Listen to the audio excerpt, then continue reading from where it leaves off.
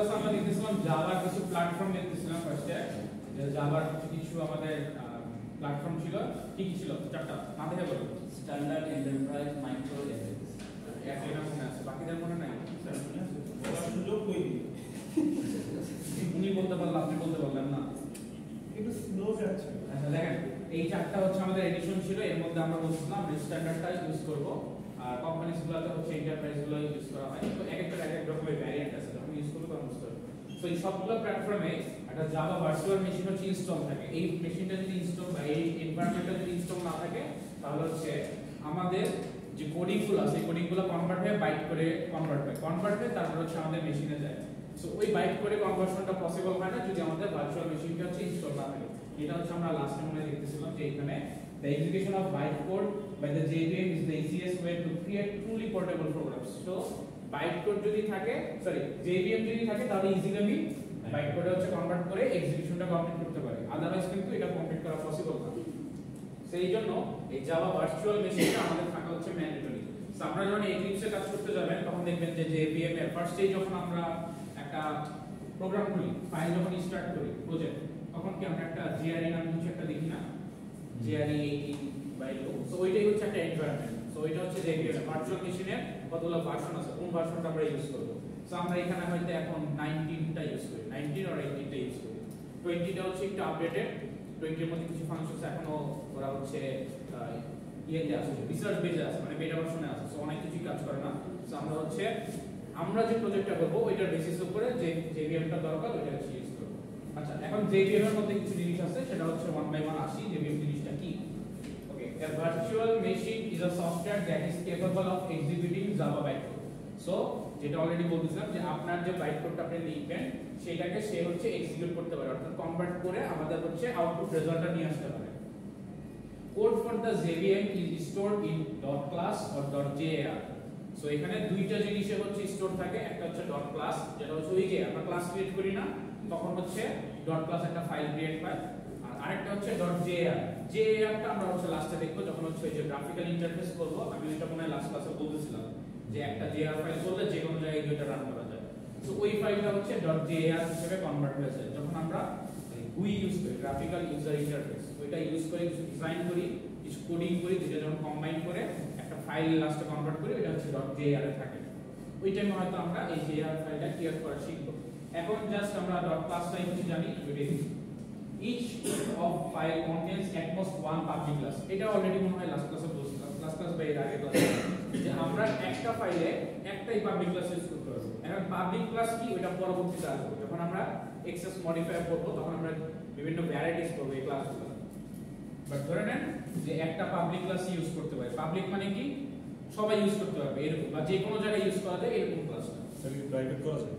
হ্যাঁ, প্রাইভেট করা যায়। এগুলো পরে আসতেছে, এগুলো আমরা করব আস্তে আস্তে, সবগুলো ফিচারস করব। তারপর হচ্ছে JVM enables the Java application to be platform independent, যেটা অলরেডি বলছি যে যখন আপনি একটা ফাইল ক্রিয়েট করে আপনি যে কোনো জায়গায় যখন রান করতে চান জাস্ট ডাবল ক্লিক করে রান করতে পারেন, বা ওই ফাইলটা জাস্ট রান করলে রান হয়ে যাবে। এটার জন্য এক্সট্রা অর্ডিনারি করে আপনার অন্য কিছু দরকার পড়ে না। JVM এমন একটা প্ল্যাটফর্ম ক্রিয়েট করে দেয়। তারপর বলা হচ্ছে দেখেন, Java has a large API covering a wide range of areas. API অনেকটার নাম শুনছেন, অ্যাপ্লিকেশন প্রোগ্রামিং ইন্টারফেস। API কি, অনেক সময় আমরা মনে করেন দারাজ সফটওয়্যারের মধ্যে বিকাশ একটা চলে আসে না, কভার করে বিকাশে পেমেন্ট করা যায়। এই জিনিসটা করার জন্য দারাজের সফটওয়্যারে এই API-টা কল করা লাগছে, বিকাশের API-টা। বিকাশ যে API-টা ক্রিয়েট করে রাখছে, অর্থাৎ আমরা যখন কোন একটা থার্ড পার্টি কোন একটা কিছু আমাদের সফটওয়্যার ইউজ করি, তখন যে ইউজ করার জন্য আমাকে যে অ্যাক্সেস করে কিছু লিংকস বা কিছু ফাইলস অ্যাড করতে হয়, ওটাকে বেসিক্যালি আমরা হচ্ছে API বলি, অর্থাৎ বেসিক্যালি একটা কমিউনিকেশন ক্রিয়েট করা। সো এই কমিউনিকেশন বা এই মিডিয়ামটাকে অ্যাকচুয়ালি বলে ইন্টারফেস। সো অ্যাপ্লিকেশন প্রোগ্রামিং এর ইন্টারফেসটা হচ্ছে আমরা API বলি, যে তাদের মধ্যে একটা কমিউনিকেশন একটা মিডিয়াম ক্রিয়েট করা। আচ্ছা, এইটা হচ্ছে ওয়াইড রেঞ্জ অফ মিডিয়াম হচ্ছে তারা ক্রিয়েট করে। The following list of Java APIs and application from some show the range of the applications for Java. So এখানে হচ্ছে জাভার হচ্ছে আমাদের কিছু API দেওয়া আছে, যে জাভার কি কি API আমরা ইউজ করতে পারি। ফার্স্টে হচ্ছে ফাউন্ডেশন ক্লাসেস, যেমন হচ্ছে GUI, গ্রাফিক্যাল ইউজার ইন্টারফেস আমরা ইউজ করতে পারি আমাদের জাভার মধ্যে। এই API-টা হচ্ছে জাভা থেকে হচ্ছে ইউজ করা যায়। তারপরে JDBC ডাটাবেস অ্যাক্সেস, এটাও আপনারা দেখতে লাগে ডাটাবেস নিয়ে আমরা কাজ করব। জাভার ওয়েব সার্ভার ইউজ করা যায়, আর হচ্ছে এমবেডেড হচ্ছে ওই যে বলতেছিলাম না ঘড়ি, তারপর ফ্রিজ, টিভি, এগুলোতে কিছু ডিভাইসে কোডিং করা থাকে, এইগুলোকে বলা হচ্ছে এমবেডেড সিস্টেমের মধ্যে হচ্ছে এই কোডিং করাটা। সো এই এমবেডেড হচ্ছে জাভা হচ্ছে আমরা ইউজ করা যায়। সো এইগুলো হচ্ছে জাভার প্ল্যাটফর্ম, যে প্ল্যাটফর্মগুলো আমি যে কোনো জায়গায় এপিআই কলের মাধ্যমে হচ্ছে ইউজ করতে পারি। আর রেফারেন্স হচ্ছে এই লিংকটা দেওয়া আছে, এটা আপনারা যখন স্লাইড দিবেন তখন ক্লিক করে দেখেন, এখানে আরো অনেকগুলো হচ্ছে আপনাকে রেফারেন্স দেওয়া আছে যে আরো কি কি এপিআই হচ্ছে জাভার আছে, অর্থাৎ জাভা কি পরিমাণ রেঞ্জ কভার করে এপিআই। এখন আসলে হচ্ছে জাভা আইডি।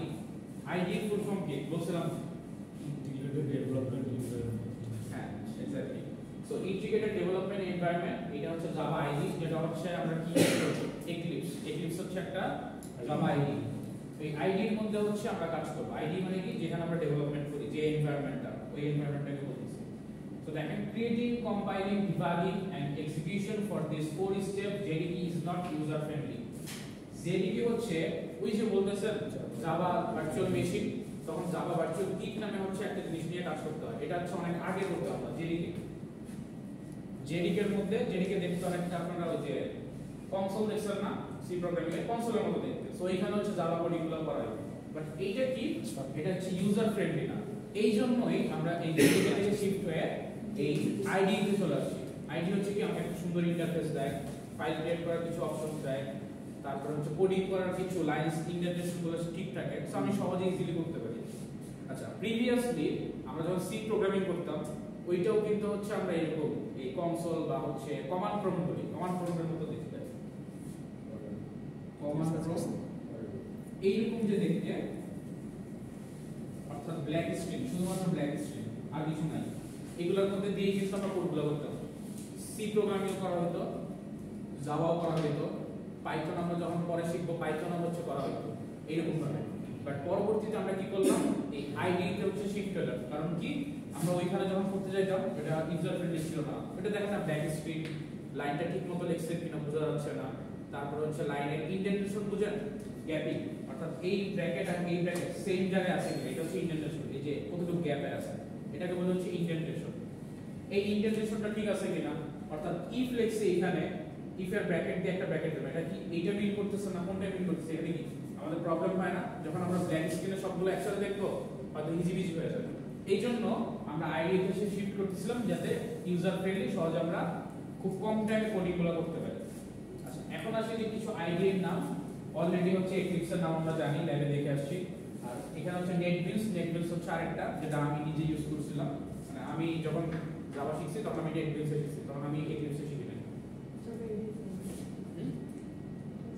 তারপর আরেকটা হচ্ছে ইন্টেলাইজে আইডিয়া, ওইটা হচ্ছে আমাদের এরকম আইডিয়া একটা সিস্টেম। ইন্টেলাইজে অনেকে ইউজ করে, সবগুলাই মোটামুটি কাছাকাছি, কোনো ডিফারেন্স নাই, কিছু অপশন জাস্ট এদিকে, বাকি সব দেখতে অনেকটা same. Using JDK you can compile and run Java program from command line। যে অলরেডি বলছিলাম যে কমান্ড প্রম্পট বা কমান্ড লাইন থেকে হচ্ছে আপনি কি করতে পারবেন। সো তখন আমাদের দেখতে হবে কি, এই যে দেখেন এই যে সি কোলন, তারপর হচ্ছে একটা গ্রেটার দ্যান একটা হচ্ছে সিনট্যাক্স থাকে। কোনো কোড যদি আমি রান করতে হইতো, ওই কোডটাকে আমার লিখে তারপরে সেভ করতে হইতো, হয়তো সাপোজ hello world একটা প্রোগ্রাম করছি আমি, ওইটা .java একটা ফাইল আমি ক্রিয়েট করে রাখছি। এই ফাইলটা যদি আমার রান করতে হতো তাহলে কি করতে হবে, কমান্ড প্রম্পট থেকে আমাকে এই কমান্ডটা দিতে হতো, java hello world.java। তখন কি করতো, সে ওই ফাইলটা নিয়ে রান শুরু করতো, কম্পাইল করতো, আর হচ্ছে আউটপুট হচ্ছে রেজাল্ট হিসেবে দিত। সো কমান্ড প্রম্পটে বা ওই যে JDK তে যখন করতাম, JDK মানে জাস্ট কি কোন এনভায়রনমেন্ট না। সো তখন সে কি করতো, এটাকে চেঞ্জ করে বাইট করে নিয়ে আসতো। আর এখন যখন আমরা হচ্ছে পরবর্তীতে কাজ করব আইডি তে জাস্ট কি করি, রান বাটন ক্লিক করি, কাজ হয়ে যায়, আর কিছু করা লাগে না। আচ্ছা, নেক্সট আবার আরেকটা দেখছে যে it runs byte code on native machine. So দুইটা ইনস্ট্রাকশন আপনাদের দেওয়া আছে JDK এর। একটা দেখেন এই জাভা যখন দেন, এটা হচ্ছে কি করে, প্রোডিউস করে, এই যে হ্যালো ওয়ার্ল্ড যেটা আছে সেটা হচ্ছে প্রোডিউস করে। অর্থাৎ আপনি যে কোডটা করে লিখলেন সেটা জাভা যখন দিলেন, ওইটা হচ্ছে একটা ফাইল ক্রিয়েট করলো, তারপরে যখন এই কমান্ডটা দিলেন জাভা হ্যালো ওয়ার্ল্ড, সে কি করলো, এটা রান করা শুরু করলো। সো আপনি কি করতেছেন, দুইটা কমান্ড দিচ্ছেন। একটা কমান্ড দিচ্ছেন যখন কোডিংটা কমপ্লিট করছেন, করে হচ্ছে একটা ফাইল ক্রিয়েট করতেছেন .java দিয়ে, আবার আরেকটা যখন কোডিং করতেছেন জাভা দিয়ে, যখন ওইটা লিখতেছেন ফাইলটার নেম, তখন সে কি করতেছে, ওইটা রান করতেছে। তার মানে অনেক কমপ্লেক্স জিনিস করতে। সো আইডিতে আমরা হচ্ছে ইজিলি জাস্ট একটা বাটন প্রেস করে এই কাজটা করতে পারি।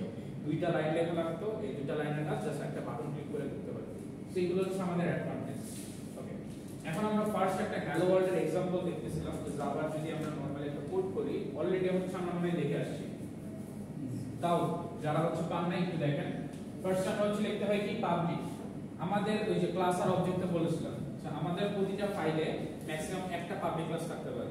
সো আমাকে একটা ক্লাস প্রথমে ক্রিয়েট করতে হবে, ক্লাসটা ক্রিয়েট করতে হবে আর ক্লাসের নেম দিতে হবে। ক্লাসের নেম দেওয়ার যে সিস্টেম সেই রুলসটা সবাই মাথায় রাখবেন। সব সময় আমরা প্র্যাকটিস করব ফার্স্ট লেটারটা হচ্ছে ক্যাপিটাল থাকবে, এটা হচ্ছে আমাদের ক্লাসের নেমিং এর ফার্স্ট রুলস, যে ফার্স্ট লেটারটা ক্যাপিটাল দিই। এরপর যদি মাল্টিপল ওয়ার্ড থাকে তাহলে আমরা কি করব, ওয়ার্ডের ফার্স্ট লেটারটা হচ্ছে ক্যাপিটাল রাখবো। এটা তো সব ক্ষেত্রেই করি, যেটা আমরা বলি হচ্ছে ক্যামেল কেস। এই ক্যামেল কেস আর কি উঠানো ক্যামেল কেস, এটা মানে হচ্ছে আমি যদি মাল্টিপল ওয়ার্ডে কিছু লিখতে চাই, ফার্স্ট লেটারটা হচ্ছে নরমালি ফার্স্ট ওয়ার্ডের ফার্স্ট লেটারটা হচ্ছে স্মল থাকে আর বাকি সবগুলোর ফার্স্ট ওয়ার্ডটা ক্যাপিটাল থাকে। সাপোজ আপনি লিখতে যাচ্ছেন ব্যাচ নাম্বার, ব্যাচ আর নাম্বার, এই রকমটাকে ক্যাপিটাল লিখতে হবে। ক্যামেল কেস লিখলে আপনি লিখতে হবে ব্যাচ, এই ফরম্যাটটা আপনি ইউজ করবেন যে প্রথম ওয়ার্ডের প্রথমটা হচ্ছে স্মলে থাকে লেটারটা আর পরেরগুলো হচ্ছে ওয়ার্ডের প্রথম লেটারটা ক্যাপিটাল থাকে।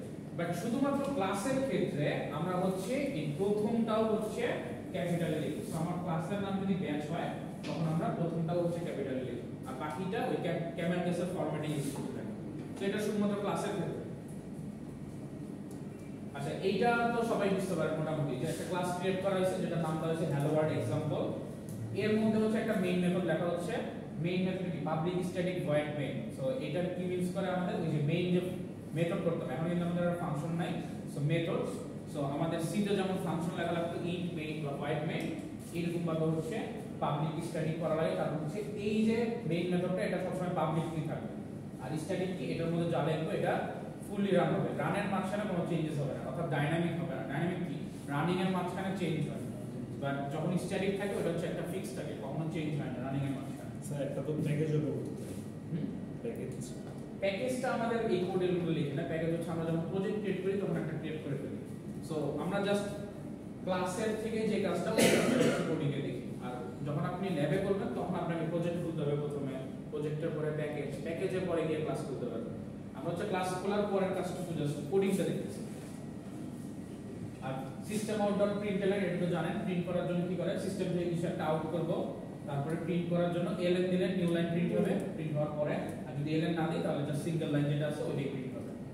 আচ্ছা, ডাবল কোটেশন তো জানেন, আর এসটা ক্যাপিটাল এটা তো জানেন। আর এইখানে আমরা বলছিলাম কি প্যারামিটার আকারে একটা স্ট্রিং যায় টেক্সট হিসেবে আর্গুমেন্টে, এই জন্য হচ্ছে স্ট্রিং, আর্গুমেন্টের শর্ট হচ্ছে আর্গস, এটা দিয়ে হচ্ছে একটা স্ট্রিং আমরা পাঠাচ্ছি যে এই স্ট্রিংটা যাবে। স্ট্রিংয়ের কাজ যখন শিখবো তখন আরেকটু বুঝতে পারবো যে স্ট্রিংটা আমরা কিভাবে পাঠাই, তখন আরেকটু ক্লিয়ার হবে। সো মোটামুটি এই পর্যন্ত সবাই বুঝতে পারছেন? তো আমরা জাভার অনেক কিছু জেনে গেছি। এখন বলেন জাভার বাপকে জেমস গসলিং। ওকে, বাপ বলা উচিত নেই, হবে ফাদার ফর্মালি। সো মোটামুটি এখানে আমরা জাভার আইডিয়া পেয়ে গেছি। এখান থেকে কিন্তু থিওরিটিক্যাল বেস কোশ্চেন আসতে পারে, যে ফার্স্টেই বলতেছিলাম আপনাকে সবার আগে কোশ্চেন করবে জাভা কি, অনেকেই বলতে পারবে, এটা খুবই হাস্যকর ছিল। জাভা কি বলেন, এখন বলেন। প্রোগ্রামিং ল্যাঙ্গুয়েজ একটা। ও আচ্ছা, এখানে আছে।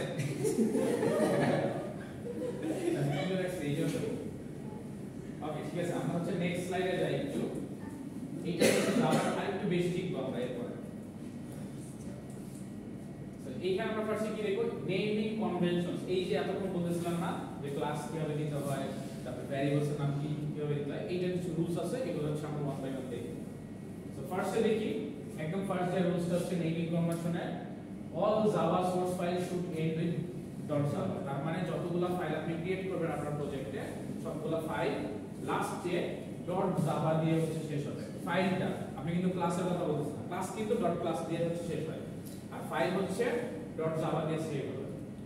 each .java file can contain only one public class। তো একটা ফাইলের মধ্যে একটা হচ্ছে গিয়ে আপনার ক্লাস থাকবে পাবলিক, কিন্তু মাল্টিপল ক্লাস থাকতে পারে। কিভাবে থাকবে ওটা পরে দেখব, জাস্ট একটা পাবলিক থাকতে পারে।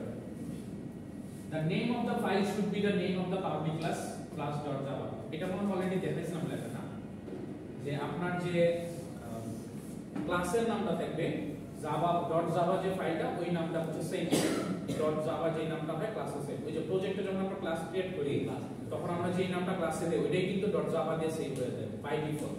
সো এটা হচ্ছে সেমই থাকবে। Do not use abbreviations in the name of the class. Abbreviations বুঝেন এই সিনট্যাক্স মিনট্যাক্স এগুলো ইউজ করা যাবে না, পরিশন টরিশন এগুলো। তো এই জিনিসগুলো ক্লাসের নেমের মধ্যে ইউজ করে না, ডাবল কোটেশন হ্যাশ স্টাইল এগুলো। তারপর হচ্ছে if the class name contains multiple words capitalize the first letter of the each word, যেটা একটু আগে বললাম যে ক্লাসের ক্ষেত্রে ফার্স্ট অলওয়েজ হচ্ছে ক্যাপিটাল থাকবে আর পরের ওয়ার্ডগুলোর জন্য ফার্স্ট লেটারটা হচ্ছে ক্যাপিটাল থাকবে। এটা হচ্ছে ক্লাসের letter rules.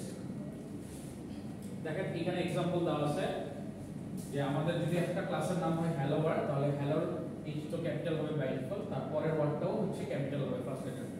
Then my list যদি থাকে হ্যাঁ ল্যাবে দেখছেন আবার একটু নিবেন। সো মাই লিস্টের এল হচ্ছে ক্যাপিটাল, তারপর লিস্টের এল হচ্ছে আবার ক্যাপিটাল, স্টুডেন্ট মার্কেট এস আবার এম এরকম। ভ্যারিয়েবলস আর মেথডস এর ক্ষেত্রে হচ্ছে কি আমরা ওই যে ক্যামেরা যেটা দেখাচ্ছিলাম ওইটা ফলো করি যে ফার্স্টে হচ্ছে যদি আমাদের মাল্টিপল ওয়ার্ডস থাকে প্রথম ওয়ার্ডটা নরমালি সবগুলো স্মল হয়, সেকেন্ড যে ওয়ার্ড হবে এটার ফার্স্ট লেটারটা আমরা ক্যাপিটাল লিখবো, তারপরে আবার ক্যাপিটাল আবার ক্যাপিটাল। সো এরকম করে যত বড় নেম থাকবে তত বড়। নেমের কিন্তু কোনো লেন্থের লিমিটেশনস নাই যে 10টা লেটারস থাকতে পারে নেমে ভ্যারিয়েবল নেমে বা 5টা থাকতে পারে কোনো লিমিটেশন নাই। আপনি এক পিস দেবে একটা ভ্যারিয়েবলের নেম দিতে পারবেন যদি আপনি বোকা। আচ্ছা তারপর হচ্ছে আরেকটা ভ্যারিয়েবল বা মেথডস এর নাম হচ্ছে a float, তারপর হচ্ছে স্টুডেন্ট নেম। লাস্টে হচ্ছে নেম অফ কনস্ট্যান্ট। আপনারা হচ্ছে ওই যে এসপিএল এরকম করছিলেন না হ্যাশ ডিফাইন, তারপর আমরা হচ্ছে একটু ম্যাক্স সাইজ দেখছিলাম, খেয়াল আছে সবার ম্যাক্স সাইজ এরকম। এখানে ম্যাক্স সাইজটা ক্যাপিটাল লিখেছে এম এল ম্যাক্স সাইজ বা মি বা পাই এর ভ্যালু লিখতাম ডিফাইন দিয়ে পাই এর ভ্যালু এরকম টাইপের একটা মনে হয় লাইন লিখতেছিলাম ম্যাক্রো। জাস্ট দেখছি হয়তো অনেকে প্র্যাকটিস করে নাই বাট দেখে আসছে অলরেডি। এইগুলোকে বলা হয় কনস্ট্যান্ট, অর্থাৎ আমার পুরো এসপিএল এর সি প্রোগ্রামিং এর ফার্স্ট টু লাস্ট এই ম্যাক্স সাইজের ভ্যালু একটা কিছু দিয়ে দেই, এখানে হচ্ছে স্পেস দিয়ে দেই, সাপোজ 999 ভ্যালু থাকে। সো এই ম্যাক্স সাইজের ভ্যালু অলওয়েজ এই চারটা লাইনই থাকবে পুরো কোডিং এর মতো, আমি এখানে চেঞ্জ করতে পারবো না। এইগুলোকে বলা হয় হচ্ছে কনস্ট্যান্ট। যখন জাভাতে আমরা কনস্ট্যান্ট লিখি তখন হচ্ছে সেম কনসেপ্টটা ইউজ করব, আমরা হচ্ছে কি সবগুলা ক্যাপিটালে দিব আর মাঝখানে ওয়ার্ডের মাঝখানে আমরা হচ্ছে আন্ডারস্কোর গুলো দিয়ে দিই। সো এইটার মধ্যেই হচ্ছে সেম জাস্ট আন্ডারস্কোর দিয়ে দিব, আমরা হচ্ছে কনস্ট্যান্ট গুলো দিই। Next identifiers. আগে বলেন আইডেন্টিফায়ার্স কি জিনিস? আইডেন্টিফায়ার্স তো জানেন না?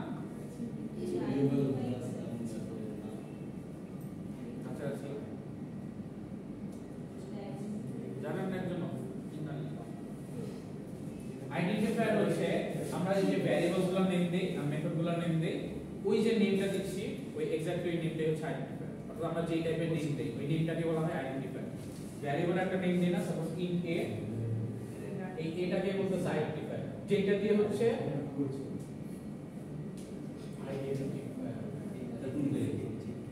যেটাকে দিয়ে হচ্ছে আমি ভ্যারিয়েবলকে বা মেথডকে চিনতে পারি, অর্থাৎ যাকে আইডেন্টিফাই করব তাকে যে জিনিসটা দিয়ে আমি আইডেন্টিফাই করতে পারি এটা হচ্ছে আইডেন্টিফায়ার। এখন আসলে ওই সেম জিনিসই এইখানে আইডেন্টিফাই কি দিতে পারে, এই যে ভ্যারিয়েবল ক্লাস মেথড ওই সেম জিনিস লেখা আছে। আন্ডারস্কোর ইউজ করতে পারবেন, লেটার নাম্বার এগুলো অলরেডি জানেন, তারপর হচ্ছে আমি বলে দেই ডলার সাইন ইউজ করতে পারবেন, cannot start with number, number দিয়ে স্টার্ট করতে পারবেন না। লাস্টে মোবাইল পকেটে থাকে। আইডেন্টিফায়ার্স কি কেস সেনসিটিভ। কেস সেনসিটিভ কেন? কারণ আপনি যেটা নাম দিবেন পরবর্তীতে সব জায়গায় সেম নাম দিতে পারবেন, ডিফারেন্ট নাম দিতে পারবেন। আর লাস্ট হচ্ছে হ্যাভ নো ম্যাক্সিমাম লেন্থ, ওই যে যেটা বলতেছিলাম আপনি চাইলে এক পেজও দিতে পারেন, এটা আপনার উপর।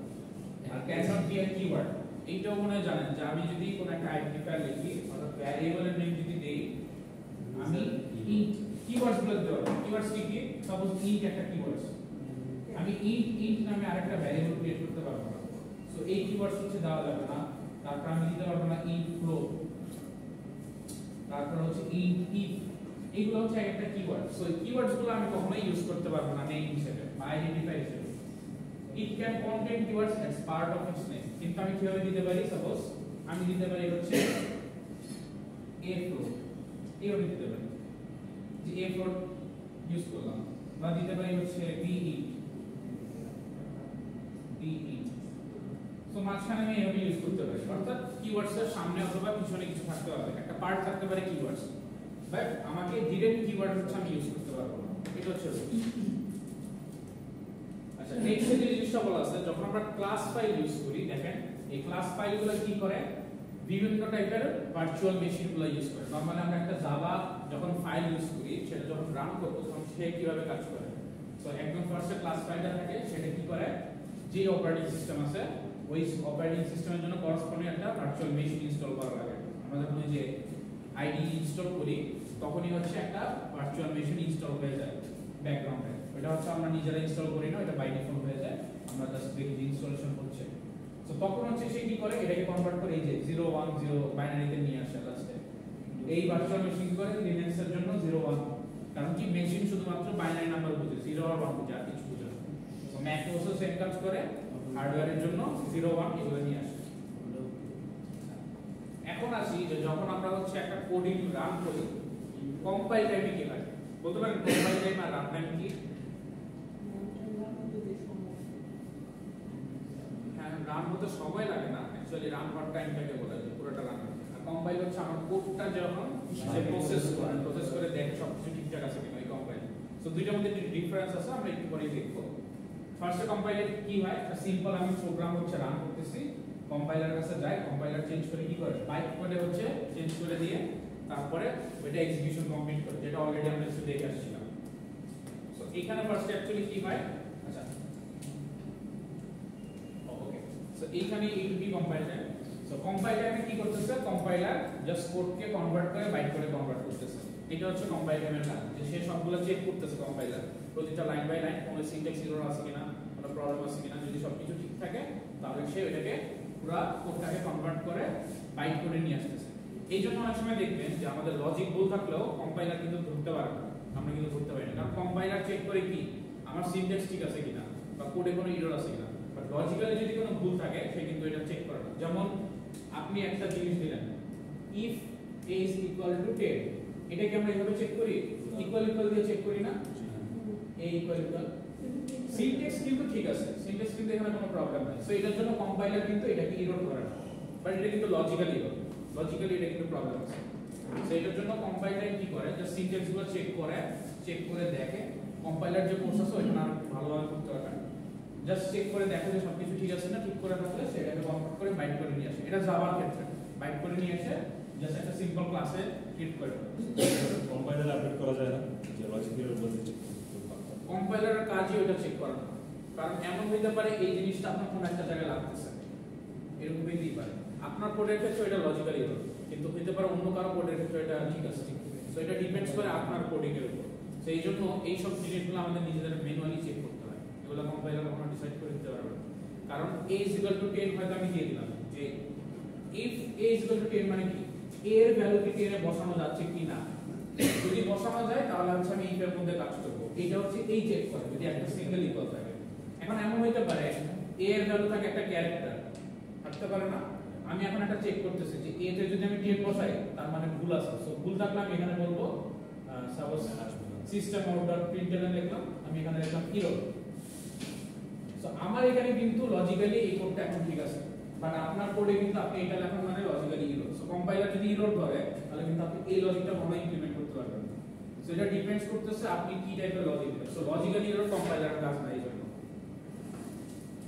আচ্ছা, নেক্সট হচ্ছে আমাদের রান টাইম। অর্থাৎ আমি যদি একটা ফাইল রান করি, ফার্স্টে কি কম্পাইল টাইমে কি কম্পাইলার কাজ করলো, কম্পাইল করে কনভার্ট করে নিয়ে আসলো বাইট কোড। এখন কি বাইট কোডটা রান হবে, অর্থাৎ এই ক্লাস ফাইলটা রান হবে।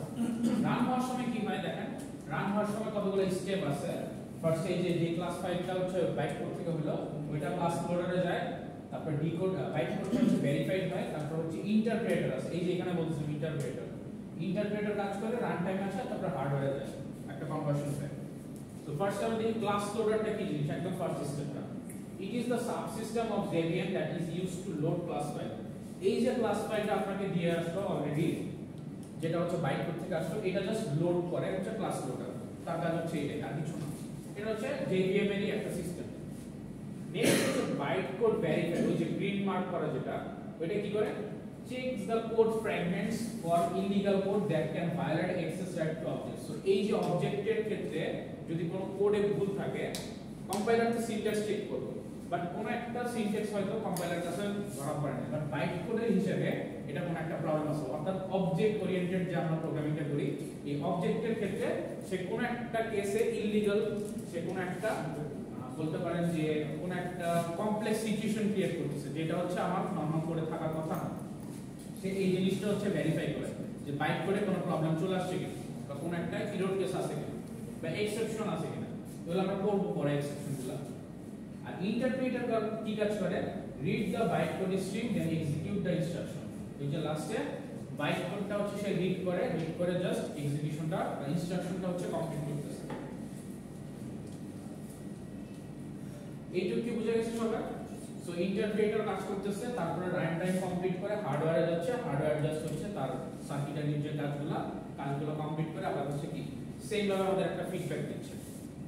আচ্ছা, এখন আসি যে আমরা কি মাল্টিপল ক্লাস ইউজ করতে পারবো কিনা একটা সোর্স ফাইল থেকে।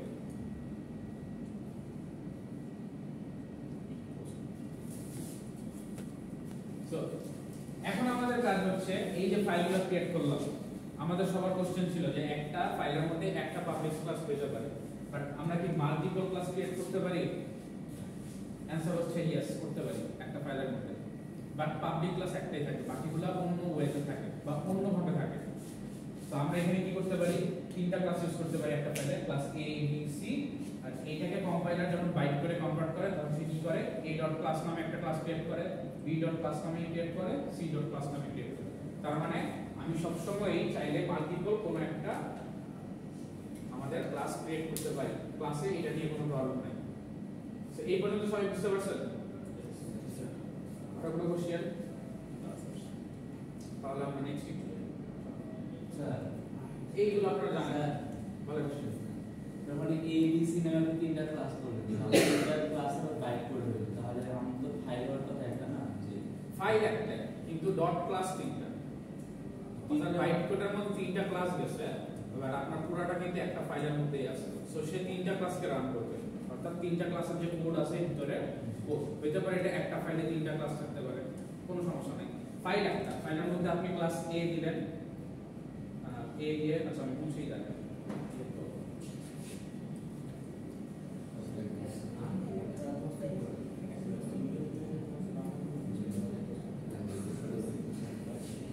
সো আপনার কোডে এরকম থাকতে পারে ক্লাস a, আগে কিছু থাকবে, আমি কিছু লিখলাম না, এখন পরে লিখবো। এটা এখানে কমপ্লিট ক্লাসে, তারপরে আবার ক্লাস b থাকতে পারে, ক্লাস b স্টার্টিং হয়ে ক্লোজিং হয়ে যাবে, তারপরে ক্লাস c থাকতে পারে। স্যার এক পেজের ভিতরে তিন ক্লাস নিব। হ্যাঁ, এটা আমরা দেখব আস্তে আস্তে, ঠিক পরবর্তীতে, এখন না। এখন আমাদের যতটুকু দরকার শিখে ফেলছি। এক্সেস মডিফায়ার একটা আছে আমাদের স্লাইড থাকবে, তখন হচ্ছে আমরা দেখব এটা তো এটা কিভাবে কাজ করবে, আস্তে আস্তে যাবো। আচ্ছা, বলেন ভ্যারিয়েবল কাকে বলে? What is variable? চলো কি বলছে? চলো স্যার আমার মধ্যে কোনো কথাই বের হয় না। আমার তো বুঝতে চলো আপনি বলছেন, আমি দেখছি এটা। দেখো, বলেন কানে ধরে দাও। কি বলছেন, মাথার উপর দিয়ে গেছে। Number of location, number of memory location, number of memory location বলেছে কি এটার নাম্বার নাকি হচ্ছে কতগুলা লোকেশন আছে এটা, নাকি মুখস্থ লিখতে হবে? ওই বক্সগুলোর কি ভ্যারিয়েবল বলছেন? হ্যাঁ, আচ্ছা ঠিক আছে, কাছে আছে না ঠিক আছে। সো দেখেন, এটা সবার পারার কথা, যারা যারা পারেন না তারা হচ্ছে 2 মিনিট লজ্জা করে নিজের প্রতি।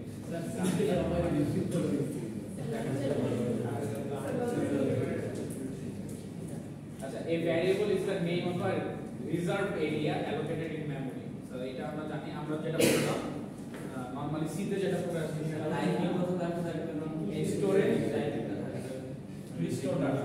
এটা হচ্ছে আমি জাস্ট কয়েকটা ওয়ার্ডে বলি যে ভ্যারিয়েবল হচ্ছে একটা স্টোরেজ, যেটাতে হচ্ছে আমরা ডাটা স্টোর করি, আর কিছুই না। সো এখন আমরা একটু দেখি যে ডাটাটা কই থাকে, অ্যাকচুয়ালি মেমরিতে থাকে। সো এই অ্যালোকেটেড যে স্পেস, যে স্টোরেজটা আমি ক্রিয়েট করতেছি ওইটা। সো যদি আমি ডিফাইন করে বলি, আমাদের মেমরিটা হচ্ছে এরকম দেখতে, এর মধ্যে অনেকগুলো স্লট থাকে, লোকেশন। এই লোকেশনগুলো আমরা হচ্ছে বুকিং দেই যখন আমরা হচ্ছে একটা ভ্যারিয়েবল ক্রিয়েট করি। সো যখন আমি একটা int a নামে ভ্যারিয়েবল নেই তখন আমি গিয়ে বুকিং দেই যে ভাই এই জায়গাটা আমার লাগবে, এটা নাম দিছি আমি a, এটা আমার জায়গা। ওই যে চর দখল দেখেন না, যে পাড়া দেয় সামনে তার জায়গা হয়ে যায়, এরকম দেখবেন মারামারি হয়ে গেল নিয়ে। তো এখানে মারামারি হয় না, মানে যে জায়গায় যায় তারই হবে। নেক্সট টাইম আমি b নিলে b এর জন্য একটা জায়গা। সো এই যে মেমোরিতে অ্যালোকেটেড কিছু স্পেস আমি নিচ্ছি কোনো কিছু রাখার জন্য, এই স্পেসটা আমি যার মাধ্যমে নিচ্ছি সেটাই হচ্ছে ভ্যারিয়েবল। অর্থাৎ এই স্টোরেজটা সে ক্রিয়েট করছে, সেই স্টোরেজটাকে বলতেছে হচ্ছে ভ্যারিয়েবল। রেস্টুরেন্টে বুকিং দেন না আপনারা? রিজার্ভেশন, ফোন দিয়ে রিজার্ভেশন দেন না? বুফেতে যান না জীবনে? তাহলে আপনি হচ্ছে অলস, আপনার ফ্রেন্ড এই কাজটা করছে, রিজার্ভেশন দিচ্ছে নাকি রিজার্ভেশন ছাড়াই করছে? আচ্ছা তাই তো রিজার্ভেশন হচ্ছে দেয়, এটা কি আগে থেকে ফোন দিয়ে বলে দেন না? সো আমি যখন ভ্যারিয়েবল ডিক্লেয়ার করি তখন আমি হচ্ছে সেম কাজটা আগে থেকে বলি ভাই আমার জন্য জায়গা রেখে, কিন্তু আমি এখনো যাইনি। সো আমি যখন ভ্যালুটা অ্যাসাইন করি তখন আমি বসি অ্যাকচুয়ালি। সো যখন আমরা গিয়ে বসি তখন কি জায়গা দখল হয়? সো যখন আমি এখানে ভ্যালুটা দিব, সাপোজ ভ্যালু দিলাম কি 10, তখন হচ্ছে এই জায়গাটা দখল হয়ে এটার ভ্যালু 10 চলে। সো জায়গাটার মধ্যে হচ্ছে তখন ভ্যালু চলে আসে। এটা হচ্ছে সিম্পল ভ্যারিয়েবল। আচ্ছা এখন সি প্রোগ্রামের ভ্যারিয়েবলের সাথে এখানে কিন্তু একটু ডিফারেন্স আছে। এখানে একটু ডিফারেন্স বলতে আগের মতোই জাস্ট কিছু টাইপ আছে। টাইপগুলো কি? লোকাল ভ্যারিয়েবল, ইনস্ট্যান্স ভ্যারিয়েবল আর স্ট্যাটিক ভ্যারিয়েবল। তিনটা টাইপ আছে। এই টাইপগুলো নিয়ে আমাদের হচ্ছে ভ্যারিয়েবলের কাজ করতে হবে, বাট এই টাইপগুলো আমরা সবাই শিখে আসছি। জাস্ট আমরা নেমটা হয়তো স্পেসিফিকলি জানি না, বা জানলেও অনেকে হয়তো ভুলে গেছি। তো ফার্স্ট কি আছে, আমরা লোকাল ভ্যারিয়েবলটা দেখি। কি? A variable declared inside the body of the method is called local variable. Body of the method থাকতে পারে অথবা if else condition থাকতে পারে, অর্থাৎ যেই রকম আমরা কোন একটা ইনডেন্টেশন অথবা কোন একটা ডাবল, বেসিক্যালি স্কোপ চিনেন না? স্কোপ কি? ডাবল ব্র্যাকেট আছে না, সেকেন্ড ব্র্যাকেট, এই সেকেন্ড ব্র্যাকেটের ভিতরে যেগুলো আছে, সাপোজ আমি if দিলাম, if a is equal to b, double equal, so a আর b যদি সমান হয় এখানে হয়তো আমি একটা ভ্যারিয়েবল ডিক্লেয়ার করলাম a। সো এটা if এর কন্ডিশনের বাইরে কখনো কাজ করবে না। এটাকে আমি বলতেছি হচ্ছে লোকাল ভ্যারিয়েবল। লোকাল সেম যদি আমি একটা মেথড লিখি, মেথডে লিখি সাপোজ লিখি যে আমাদের void, সাপোজ আমি লিখলাম হচ্ছে প্রাইম, এখানে দিলাম। সো এইখানে হয়তো আমি একটা ভ্যারিয়েবল ডিক্লেয়ার করলাম int p না। সো এইটাকে আমি এই মেথডের বাইরে ইউজ করতে পারবো না। সো যেটি ইউজ করতে পারবো না, এটাকে আমরা বলতেছি হচ্ছে লোকাল ভ্যারিয়েবল। অর্থাৎ এটা হচ্ছে সেই ইনডেন্টেশনের মধ্যেই থাকবে, অর্থাৎ এই মেথডের মধ্যেই আমরা ইউজ করতে পারবো, এর বাইরে পারবো না। অথবা এই কন্ডিশন যদি করি এর মাঝখানেই করতে পারবো, এর বাইরে পারবো না। সো এই টাইপগুলোকে আমরা লোকাল বলি। আর এইখানে একটা জিনিস বলা আছে, local variable can not B defined with static keyword. আচ্ছা স্ট্যাটিক জিনিসটা কি? ওই যে কনস্ট্যান্ট আছে না, কোন একটা কনস্ট্যান্টের মতো যে সব জায়গায় সেম। স্ট্যাটিকের একটু ডেফিনিশন আছে, একটু পরে দেখলে আমরা এটা বুঝতে পারবো একটু বেশি। সো আমরা জাস্ট মাথায় রাখি যে এটাকে আমরা কখনো স্ট্যাটিক করতে পারবো না। আচ্ছা এখন আসলে হচ্ছে ইনস্ট্যান্ট ভ্যারিয়েবল। ইনস্ট্যান্স ভ্যারিয়েবলের মধ্যে হচ্ছে একটু ডিফারেন্ট আছে, যে দেখেন a variable declared inside the class but outside the body of the method is called an instance variable. তার মানে আমি একটা ক্লাস ক্রিয়েট করলাম, ক্লাস ক্রিয়েট করে ওইখানে একটা ভ্যারিয়েবল লিখলাম, কিন্তু আমি কি করলাম ওটা মেথডের বাইরে থাকবে। এরকম কিন্তু আমরা একটু দেখে যাচ্ছি, একটা রিকল করি আমরা যে অবজেক্টের মধ্যে যে ভেরিয়েবলটা আছে, হ্যাঁ kind of variable. So suppose আমি একটা ক্লাস করলাম a, পাবলিক ক্লাস সাপোজ লিখলাম, এইখানে আমরা একটা ভ্যারিয়েবল নিছিলাম না ক্লাস int x = 5, তারপর আমি এখানে হচ্ছে মেইন মেথডটা দিলাম public static void main string।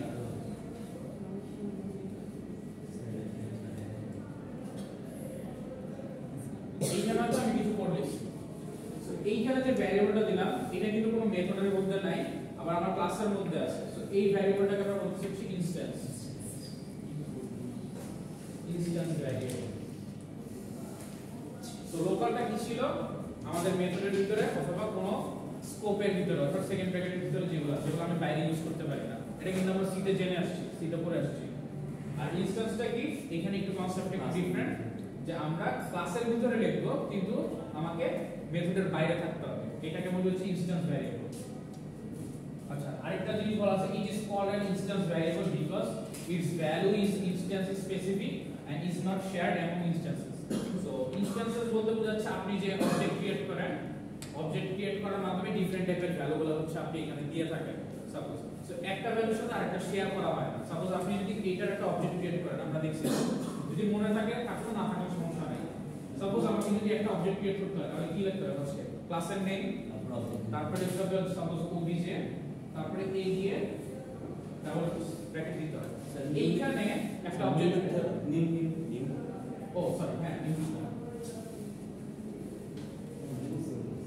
তারপরে আরেকটা অবজেক্ট ক্রিয়েট করলাম obj1,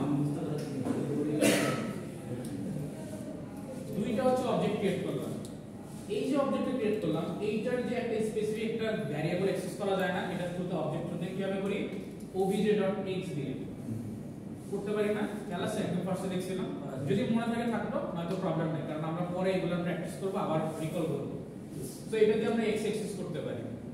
এই x টা আবার যখন obj1.x তাহলে 5 এর এই দুইটা হচ্ছে ডিফারেন্ট, এই দুইটা কিন্তু চেঞ্জ হবে না। আমি যদি এইটার ভ্যালু চেঞ্জ করে 10 দেই তাহলে obj-টা চেঞ্জ হবে, কিন্তু obj1 এর ভ্যালুটা কিন্তু 5 এ থাকবে। obj.x এর ভ্যালু 10 হবে, বাট obj1.x এর ভ্যালু 5 এ থাকবে। সো এইজন্য বলতেছে যে এই ইনস্ট্যান্সগুলো ডিফারেন্ট ইনস্ট্যান্সে শেয়ার হয় না, অর্থাৎ একটা অবজেক্টের জন্য একটাই হচ্ছে অবজেক্ট, মানে কি ইনস্ট্যান্স অফ ক্লাস। সো এই ইনস্ট্যান্সে আমাদের সেমই থাকে, কিন্তু ডিফারেন্ট যদি ইনস্ট্যান্স থাকে তাদের মধ্যে কোনো ভ্যালু শেয়ারিং হয় না। এই জিনিসটাই বলতেছে এটা ইনস্ট্যান্স স্পেসিফিক, অর্থাৎ একটা ইনস্ট্যান্সের ভ্যালু একটাই থাকে। এটাই বুঝা গেছে সবার? কোশ্চেন আছে কারো এই সাইডে? জানানো উচিত কি? আচ্ছা যদি না বুঝেন সমস্যা নেই, আমরা যখন আবার কোড করব তখন আরো ক্লিয়ার হয়ে যাবে আস্তে আস্তে। জাস্ট একটু ট্রাই করেন বোঝার, যদি বুঝতে পারেন তাহলে ভালো। আমরা তো আমরা যে যখন সিম্পল ক্লাসগুলো ডিজাইন করব, এইটার পরে হচ্ছে ক্লাস আর অবজেক্ট নিয়ে হচ্ছে আমাদের আরেকটু বড় পড়াশোনা থাকবে, তখন হচ্ছে আমরা একটা করে ক্লাস ক্রিয়েট করব আর হচ্ছে দেখব, তখন আমরা বুঝে নেব। আর লাস্ট হচ্ছে স্ট্যাটিক। স্ট্যাটিক কানেক্টর হচ্ছে এরকম মাথায় রাখবেন, স্ট্যাটিক হচ্ছে ফিক্সড। ফিক্সড কি? এটার ভ্যালু সবসময় সেম থাকবে, কোথাও চেঞ্জ হবে না। So a variable that is declared as static is called a static variable. আচ্ছা স্ট্যাটিক ভ্যারিয়েবলটা ডিক্লেয়ার করার একটা সিস্টেম আছে, সেটা হচ্ছে আগে কি লিখতাম? int a is equal to suppose 10 দিতাম। এখন এর আগে শুধুমাত্র একটা কিওয়ার্ড ইউজ করব স্ট্যাটিক। স্ট্যাটিক কিওয়ার্ড যদি আমি একবার ইউজ করে ফেলি তাহলে এই a এর ভ্যালু অলওয়েজ 10 থাকবে। আমি চেঞ্জ করে পরের লাইনে a is equal to 20 লিখতে পারবো না, এটা হচ্ছে ফিক্সড হয়ে যাবে একদম, মানে একটা কনস্ট্যান্টের মতো। সো এটা হচ্ছে সব সময় ফিক্সড থাকবে, কখনো চেঞ্জ হবে না। তো এই কিওয়ার্ডটা ইউজ করা মানে হচ্ছে যে কোনো একটা ভ্যারিয়েবল স্ট্যাটিক হয়ে যাবে। এখন আসি প্রথম যে লেখাটা, খেয়াল আছে local variable can not be static. যেহেতু এখানে সবগুলো ভ্যালু সেম, আর এই স্ট্যাটিক ভ্যারিয়েবলটা আমি আমার কোডের যে কোনো জায়গায় ইউজ করতে পারবো, এটাতে কোনো প্রবলেম হবে না। স্ট্যাটিক যদি আমি কোনো একটা ভ্যারিয়েবল করে নিই, আমি কোডের যে কোনো জায়গায় তাকে হচ্ছে কল করে কাজ করতে পারবো। সো এইখানে যখন আমি লোকাল ভ্যারিয়েবলটা ক্রিয়েট করি, সাপোজ আমার একটা মেথড আছে প্রাইম নামে এখানে, আচ্ছা এটা তো মেথড, এটার বাইরে হবে। সাপোজ প্রাইম নামে যদি একটা মেথড করি, আমি আর ফুলটা লিখলাম না, জাস্ট প্রাইম লিখলাম। এইখানে যদি আমি int a লিখি, এ যদি 10 দেই, স্ট্যাটিক লিখি, এটা পসিবল না। কেন পসিবল না? কারণ এটা লোকাল ভ্যারিয়েবল, এটা আমি এই প্রাইম মেথডের বাইরে ইউজ করতে পারবো না। বাট স্ট্যাটিকের মেইন যে ডেফিনিশন সেটাই হচ্ছে সে সব সময় ভ্যালু সেম থাকবে আর সব জায়গায় আমরা ইউজ করতে পারবো। সেকেন্ডটা দেখেন লেখা কি? Can not be local. So local variable কখনো স্ট্যাটিক হতে পারবে না। ইনস্ট্যান্স ভ্যারিয়েবলগুলো স্ট্যাটিক করা যায়, অর্থাৎ আমি যদি ফার্স্টে এখানে লিখি স্ট্যাটিক লিখি, তাহলে এটাকে আমি সব জায়গায় ইউজ করতে পারবো, কারণ এটা কোনো ইন্ডেন্টেশনের আন্ডারে বা স্কোপের আন্ডারে নাই, লোকালি নাই। হ্যাঁ গ্লোবাল বলতে পারো, গ্লোবাল আছে। You can create a single copy of the static variable and share it among all the instance of the class. So এইটাই বলতেছিলাম যে যখন আপনি একটা স্ট্যাটিক ভ্যারিয়েবল ক্রিয়েট করবেন, আপনি একটা সব জায়গায় ইনস্ট্যান্স বলতে সবগুলো অবজেক্টে ইউজ করতে পারবেন, সবগুলো ক্লাসে ইউজ করতে পারবেন, এটা কোনো প্রবলেম হবে না। আপনি যে কোনো জায়গায় চাইলে ইউজ করতে পারবেন। সো মোটামুটি বুঝা গেছে? এখন আসি আমরা একটু লোকাল স্ট্যাটিক আর হচ্ছে ইনস্ট্যান্সের একটু ডিফারেন্সটা দেখি। সো নরমালি দেখেন এইটা কি? একটা হচ্ছে আমাদের স্ট্যাটিক ভ্যারিয়েবল, যেখানে হচ্ছে স্ট্যাটিক দেওয়া আছে। সো আমি যে কোনো জায়গায় ইউজ করতে পারবো, কোনো প্রবলেম নেই। এইটা কি? একটা মেথডের মধ্যে দেওয়া আছে, এটা হচ্ছে আমাদের লোকাল। আর এইটা কি? এটা কিন্তু মেইন মেথড, এটা কিন্তু আমাদের লোকালি ম্যানুয়ালি ক্রিয়েটেড মেথড না। সো মেইন মেথডে দিলে কোনো প্রবলেম নেই, মেইন মেথডে কিন্তু ইনস্ট্যান্স ভ্যারিয়েবল থাকতে পারে। এক্সাম্পলটা এই কারণেই দেওয়া যাতে আপনারা একটু স্পেসিফিকলি বুঝতে পারেন। একটা লাইন ছিল যে inside class but outside of method, but ওইটাতে কি হবে, মেইন মেথডটা ইগনোর হবে। মেইন মেথডে থাকলে কোনো প্রবলেম নাই, মেইন মেথডে যখন কোনো একটা ভ্যারিয়েবল থাকবে ওইটা কিন্তু ইনস্ট্যান্স হিসেবেই কাউন্ট হবে, কারণ মেইন মেথডে যেটা থাকে এটা কিন্তু আমরা সব জায়গায় ইউজ করতে পারি। এটা কি খেয়াল আছে? সি তেও আমরা করতে পারতাম, মেইন মেথডে যদি কোনো ভ্যারিয়েবল ইউজ করতাম সেটা কিন্তু আমি কি করতাম, পাস করতে পারতাম আমাদের ফাংশনগুলোতে। সো মেইন মেথডটা হচ্ছে ইনস্ট্যান্স ভ্যারিয়েবল, কোন মেথডের মধ্যে যদি থাকে তাহলে হচ্ছে এটা লোকাল, আর যদি স্ট্যাটিক কিওয়ার্ডটা থাকে তার মানে হচ্ছে এটা হচ্ছে স্ট্যাটিক ভ্যারিয়েবল। সো তিনটা ডিফারেন্সটা বুঝতে পারছো সবাই? সো মোটামুটি ভ্যারিয়েবল হচ্ছে এই তিনটা টাইপেরই, এরপর আর ভ্যারিয়েবল নেই, এরপর হচ্ছে ডাটা টাইপ আছে। এই পর্যন্ত কারো কোনো কোশ্চেন? আচ্ছা তাহলে আমরা এই পর্যন্ত আজকে রাখবো, এরপরে আর আগাবো না, এরপর হচ্ছে আমরা নেক্সট ক্লাসে ডেটা টাইপগুলো দেখব।